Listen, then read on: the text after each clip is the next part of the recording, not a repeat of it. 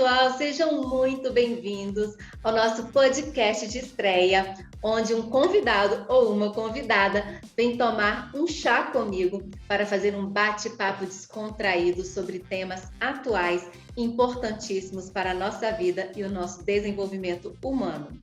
Eu sou Maria Rezende, especialista em desenvolvimento humano, a louca do autoconhecimento e da gestão de tempo, e estou aqui trazendo uma grande convidada, amiga, palestrante, escritora, mentora, idealizadora do método RAP e também uma parceira no projeto Só Delas, só para mulheres, Ana Cristina Matos. Ana, só me fala uma coisa, por que parar de procurar a felicidade? Olá, Maria, olá, pessoal. Por que parar de buscar a felicidade? Por que parar de procurar a felicidade? Qual será a resposta para isso? A resposta eu fiquei curiosa. A resposta é muito simples, Maria. É porque a sociedade, ela sempre nos ensinou que a felicidade, ela é um ponto de chegada, ela é um lugar a ser alcançado.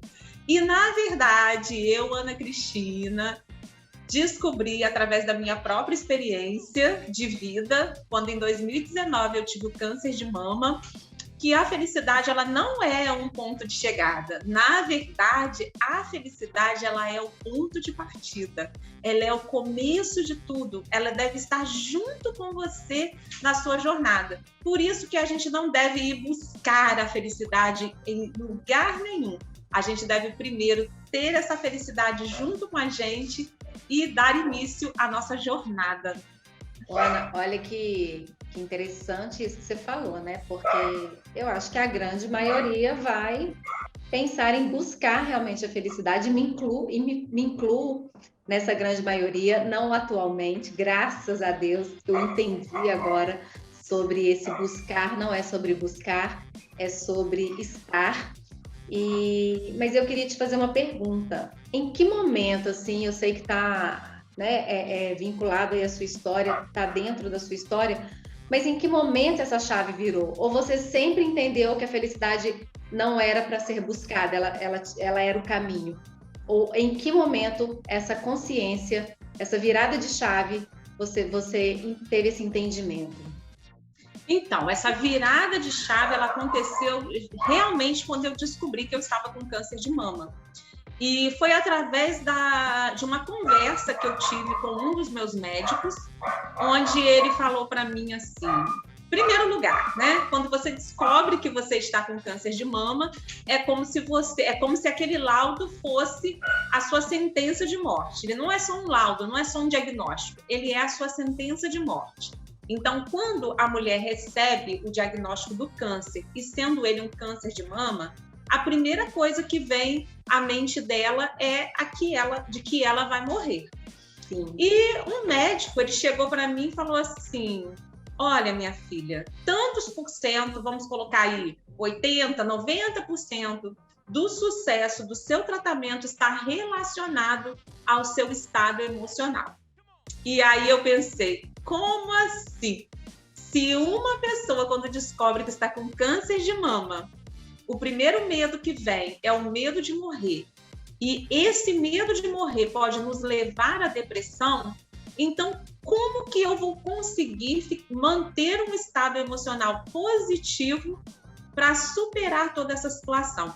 Então foi naquele momento ali que eu descobri que, na verdade, não tinha como, se eu fosse aplicar a fórmula da felicidade que a sociedade nos ensina, que é, primeiro você se esforça, depois você obtém sucesso, para depois você ser feliz.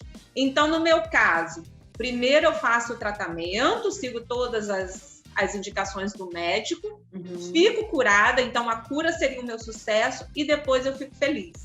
Se eu fosse seguir essa ordem, eu não ia ter êxito, porque o próprio médico colocou a felicidade como o ponto inicial, né? O estar no estado positivo era o ponto inicial. Então, ali naquele momento eu me dei conta, não dá para esperar ficar curada.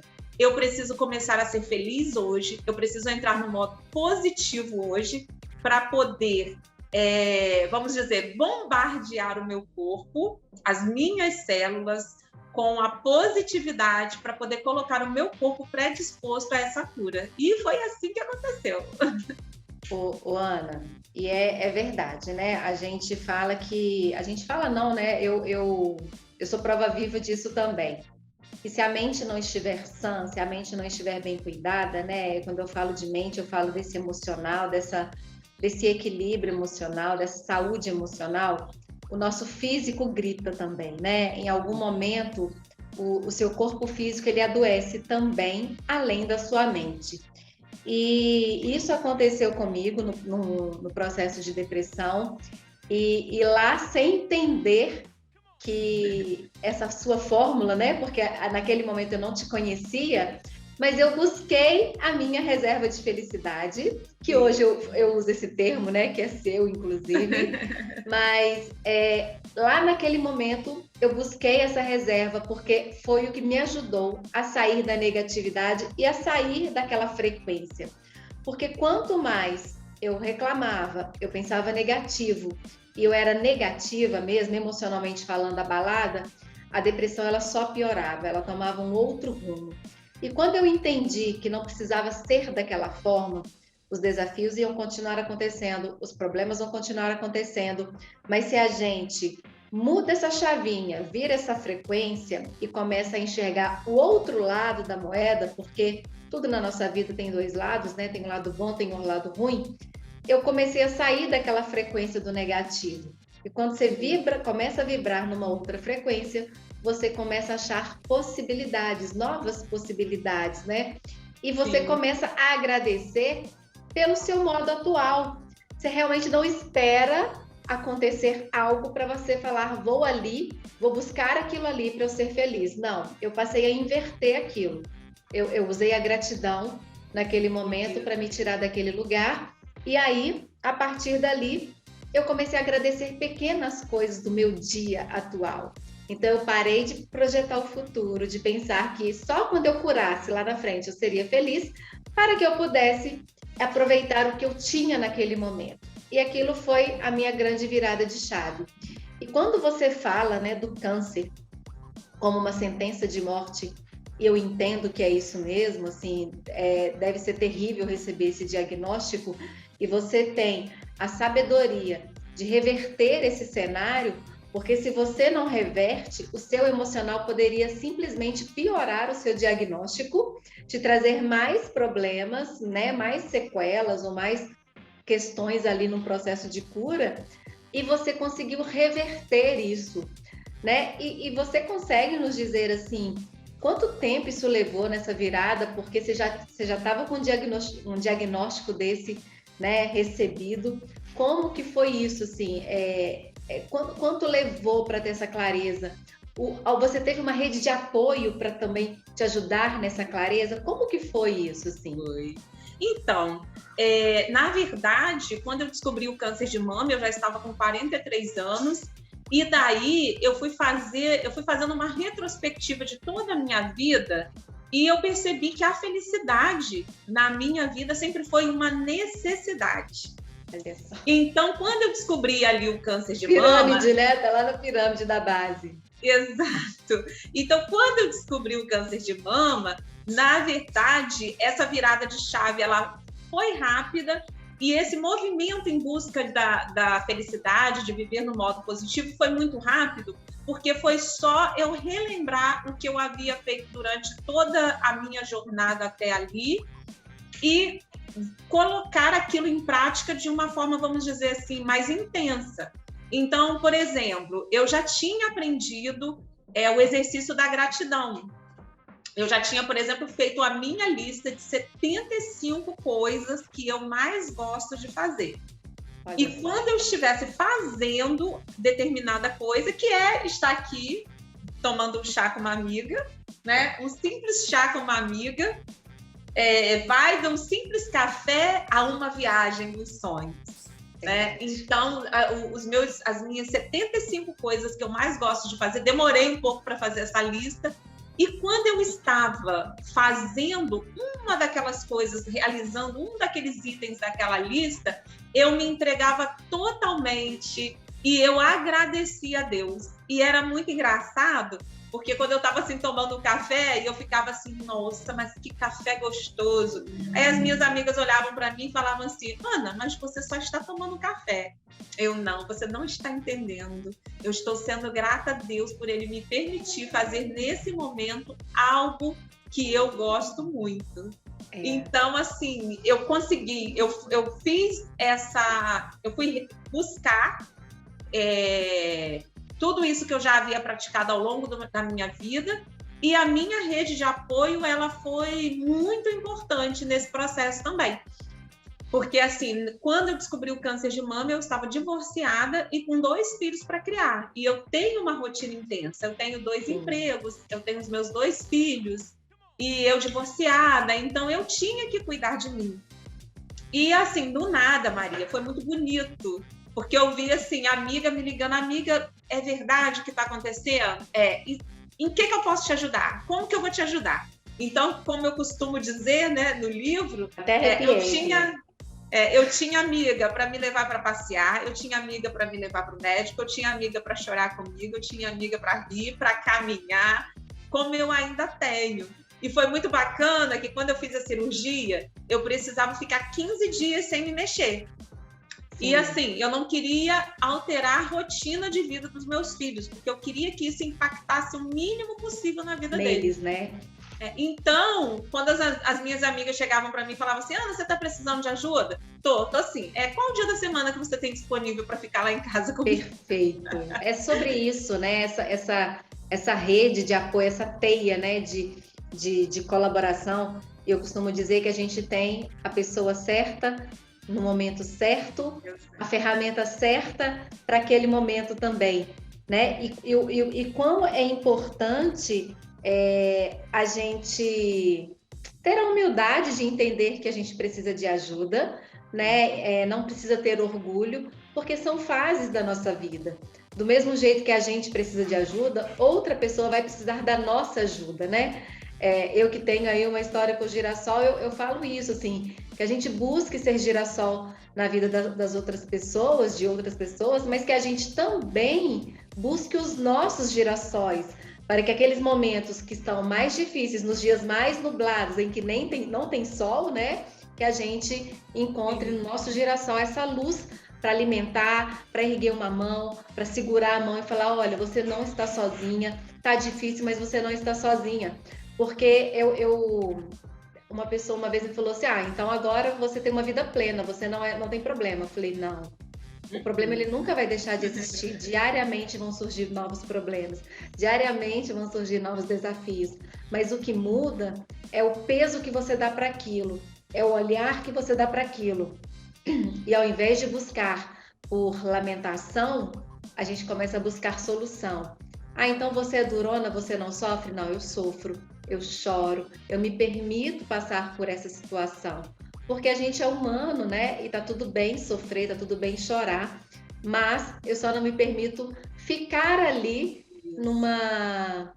Não vou dizer que é uma zona de conforto, porque não é zona de conforto ficar ali, mas ficar ali esperando cair do céu, esperando, né? Sem realmente se movimentar para que a coisa mude de cenário, para que a coisa encontre outro rumo, e lembrando que vai passar, mas a gente precisa buscar esse movimento e dentro do nosso limite, né? Eu tenho o meu tempo, você tem o seu, então não somos iguais, é importante a gente lembrar disso, e da mesma forma também lembrar que o fato de você ter tido câncer ou eu ter tido depressão não quer dizer que a minha história tem que servir para outra, porque cada um é de um jeito, né? E aí essa empatia, ela é extremamente necessária para quem quer também ser essa rede de apoio, né? Porque ela precisa ter esse entendimento de não cobrar do outro que seja como você passou, que sofra menos ou que sofra mais, ou que compare sentimentos, né? Porque não existe régua para sentimento, né? Então cada um tem a sua régua, né? Cada um tem a sua medida. Você me fez pensar em 2 pontos. O primeiro é que quando eu tive o câncer, por eu morar longe da minha família, a minha rede de apoio, a minha família foram as minhas amigas, né? As minhas amigas e os meus amigos de trabalho. Então, a minha família ela ficou um pouco distante, eles não tiveram como me apoiar. E quando foi agora, dia 1º de fevereiro, foi meu aniversário, e a minha irmã mandou Ela faz aniversário o mês inteiro? É, o mês inteiro, gente. Quem quiser me convidar aí para comemorar o meu aniversário de novo, eu aceito. Isso que é celebrar a vida. É, isso aí. Então, a minha irmã mandou uma mensagem para mim que me fez olhar o outro lado, né, da questão.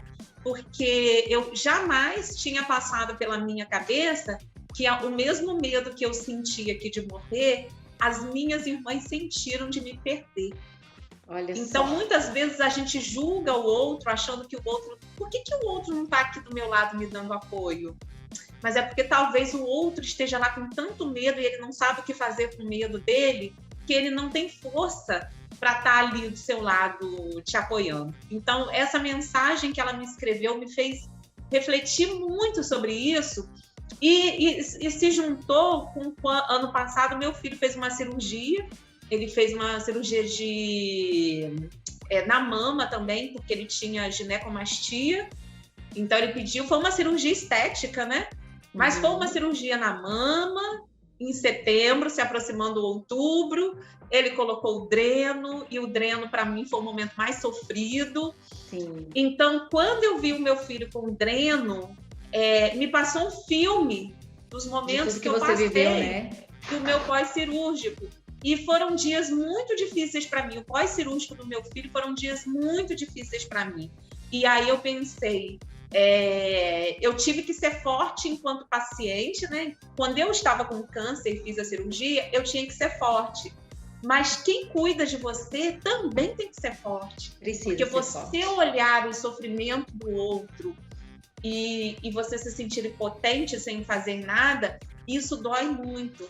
Então, existe sempre os dois lados, né? Aquele que precisa do apoio e aquele que vai apoiar. Então, precisa haver empatia, tanto de quem está do lado de fora para ajudar, como de quem está recebendo essa ajuda, de compreender, né, que o outro também tem um limite. E aí, quando a gente consegue chegar nesse equilíbrio, aí é perfeito, tudo flui. Gente, que olhar maravilhoso que você trouxe, assim, né? Porque, às vezes, quando a pessoa não ajuda, né, que dá a sensação de que ela não está ajudando, e talvez ela está até sofrendo mais por se paralisar diante daquilo ali, por não conseguir saber o que fazer com aquela situação.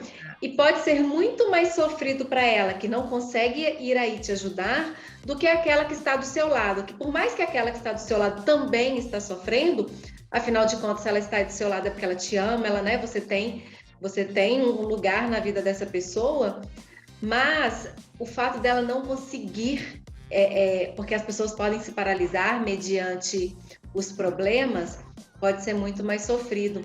E que legal você trazer esse olhar do entendimento do outro que não pôde estar aí, porque ele não está aí por algum motivo. Exato. Não é porque ele é ruim, não é porque ele não está nem aí para você.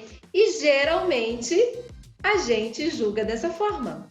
Mas fulano não veio aqui me ajudar, eu tô aqui em depressão e ciclano tá lá achando que é frescura. Sabe? Então, foi muito boa essa colocação sua, porque nos faz refletir ainda mais que a gente não pode, de forma alguma, julgar o outro, assim, porque a gente não sabe o que está dentro do outro, o que ele está passando ali.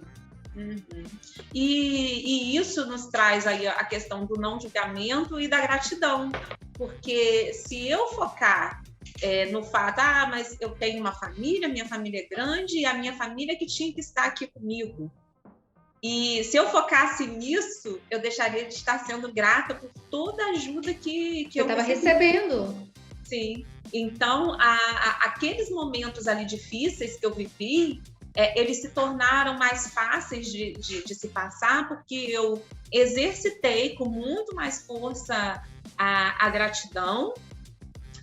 Eu me cerquei, como você falou, a questão da humildade, né? Eu tive essa humildade e eu falo para vocês que eu vi o câncer de mama como um exercício de humildade, sim, porque quando eu fiz a cirurgia, eu precisava de gente até para pentear o meu cabelo, Porque eu Você ficou não podia... 100% dependente do outro, 100% né? 100% dependente. Da bondade do outro. Exatamente. Então, aquilo dali foi um exercício de humildade e a reserva da felicidade, né? Que é o que que eu mais gosto de compartilhar.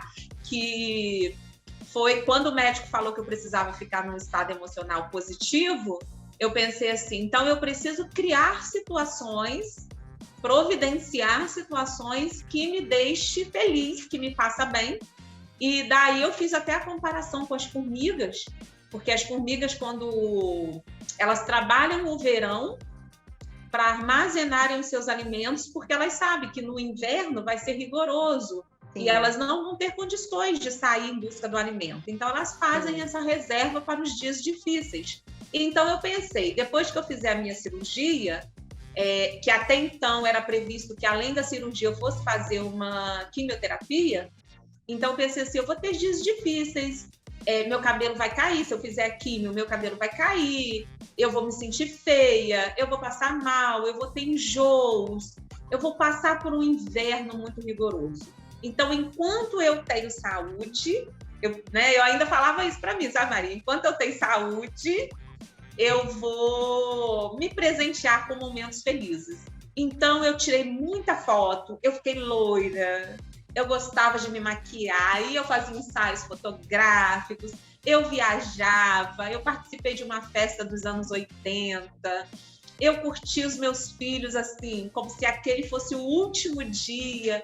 Então, eu fui criando momentos felizes e quando eu fiz a cirurgia, eu olhava as fotos, eu sentava, eu relembrava daqueles momentos, né? Então, quando o inverno chegou, vamos dizer assim, o meu coração, né, já estava aquecido por aqueles momentos felizes que eu proporcionei a mim mesma com a ajuda da minha rede de apoio, porque não foi sozinha, né? Foi com toda uma rede de apoio aí ao meu lado, porque ninguém é feliz sozinho, gente. Ninguém. Que coisa maravilhosa. A Ana, a Ana é escritora, né? É autora do livro Nem Tudo é Vaidade. Quem perde para si ganha para Deus. E eu até comecei a falar aqui da reserva de felicidade, porque reserva de felicidade é um dos capítulos do livro dela. E eu me conectei muito com esse capítulo, porque foi o que eu tive que buscar lá atrás também, no momento de depressão, onde só piorava tudo, ao invés de evoluir. E mais do que isso, Ana, eu acho que é a sua história, assim. Eu costumo dizer que eu olho para você, me vem alegria, né? Me vem essa palavra na cabeça, porque olhar para você é te ver sorrindo. E, gente, assim, ela contou uma parte muito pequena da história dela.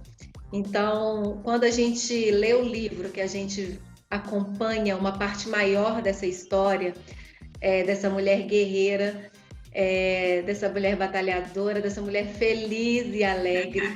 E não quer dizer que ela é todos os dias felizes, mas quer dizer que, assim como a formiga, ela cria sua reserva para que nos dias difíceis ela possa ter essa bateria, né? Se a gente fizer uma comparação com a bateria do celular, então ela deixa aquele carregador portátil sempre carregado, porque na hora que o celular acabe, ela está na rua, ela tem a bateria do celular, esse carregador portátil para alimentar o celular dela de bateria e ela não se desligar e ela não se deixar levar pelos momentos difíceis que a nossa vida sempre vai ter e sempre vai aparecer.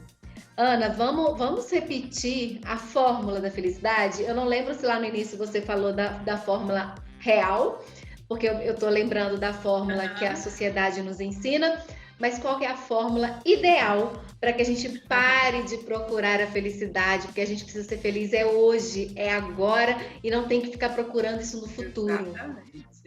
Então, a fórmula, vamos só recapitular, a fórmula que a felicidade te ensina é: esforço te leva ao sucesso, que vai te levar à felicidade. Mas a fórmula correta, a fórmula ideal é: a felicidade vai te dar aquele gás para você se esforçar e aí sim você obter o sucesso. Se vocês não precisem acreditar no que eu estou falando, E essa fórmula, ela se encontra no livro Jeito Harvard de Ser Feliz.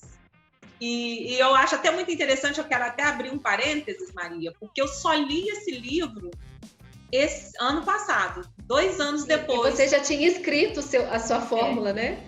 E quando eu olhei assim, nossa, mas eu pratiquei a fórmula correta sem nem ter tomado... Saber que estava escrito ali, né?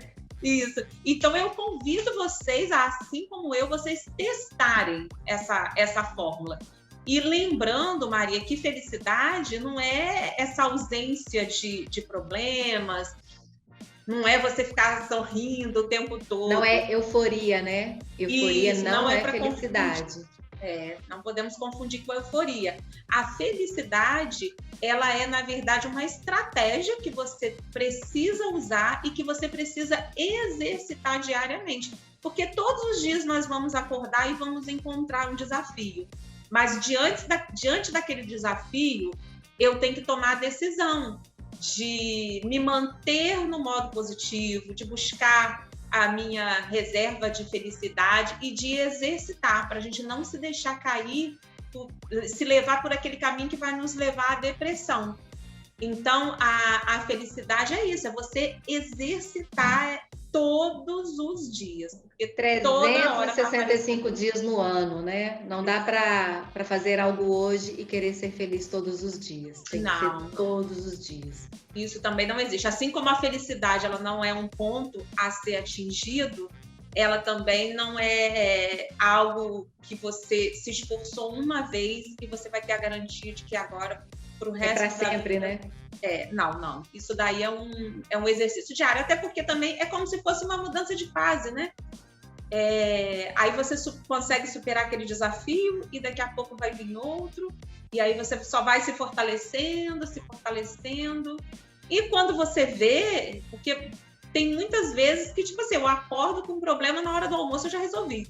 É isso aí, porque você busca solução, né? Não quer dizer que é fácil, mas como você exerce isso diariamente, então às vezes até o solucionar fica mais rápido. Isso. Porque você vai realmente diariamente exercendo essa prática de buscar solução e não lamentação, e com isso parece que os problemas ficam leves, né? Eu costumo dizer isso. Sim. Por que tá leve, né? Por que tem essa leveza? Mas eu acho que a forma é o jeito de olhar, é a forma de olhar.